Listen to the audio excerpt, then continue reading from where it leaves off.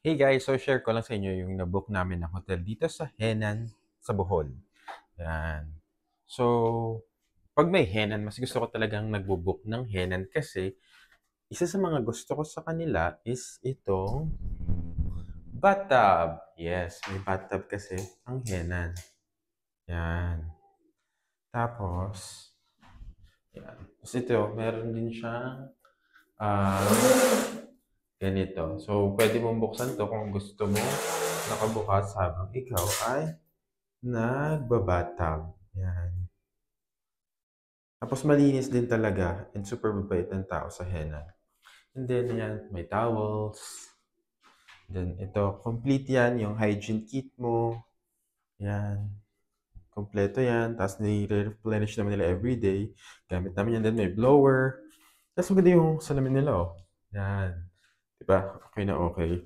Yan yung toilet and bidet. And then here, sa kanilang closet, meron silang pa-umbrella. Actually, lahat ng henan may umbrella. And then, may bathrobe din. Yan. Tapos may safety box. Yan. Gamit namin. And then, ito beach towel to. So, naghiram kasi ako kanina. So, may binibigay silang card para pang-replace ng beach towel.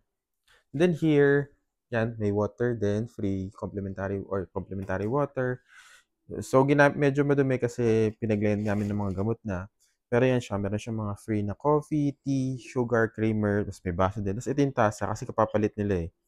Anyway, ilang araw na kami dito, tapos hindi ko lang, pinapalitan ko lang kasi yung tasa. Kaya kalalagay. Actually, kalilinis lang nila. Ayan. Yung room namin, meron siyang isang queen size, tsaka single bed. Kasi gusto niyang naka-single bed siya. Di ba? Hello ka. Ayan. 'Di ba? Ayan yung room. Actually, maaliwala, super sulit talaga for me. Actually, yun nga lang dito sa Bohol, medyo mahal lang ang price nila. Oo, medyo mahal na sila. Dati kasi nung una ko na-book 'to, ano lang eh, around 5,000. Ngayon, nasa 10,000 na sila lagi. So ito, anyway, ito yung view natin sa aming room. By the way, meron din coffee table dito, meron din sa labas. Yan. So, open natin.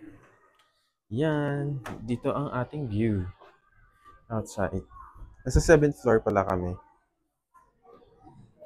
Yan. Oops. Yan. Okay naman, maganda. Right.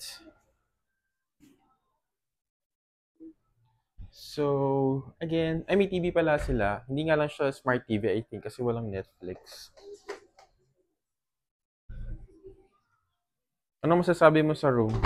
Oh, may sampayan din. Oh, kita yung underwear ko. Yan, may sampayan. Ano masasabi mo sa room natin, babe? Very comfy.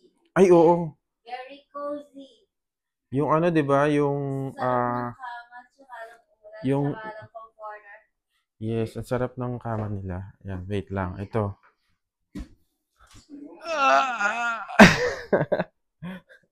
Yan. Kaya tayo. 1, 2, 3.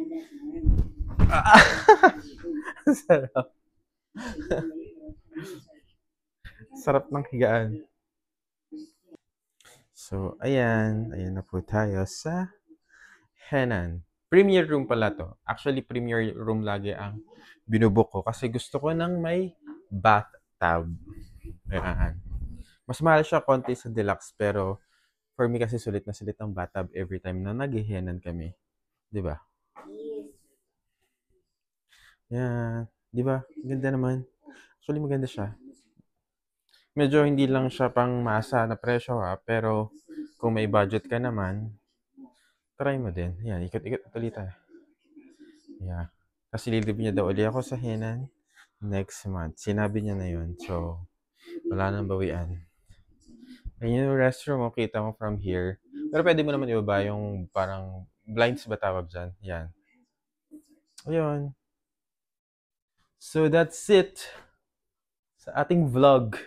Hindi na tayo nagba-vlog pero vlog tayo ngayon. Yan. Yan yung aircon kung gusto mo makita. Ayun lang. let's say this is a tournament, right?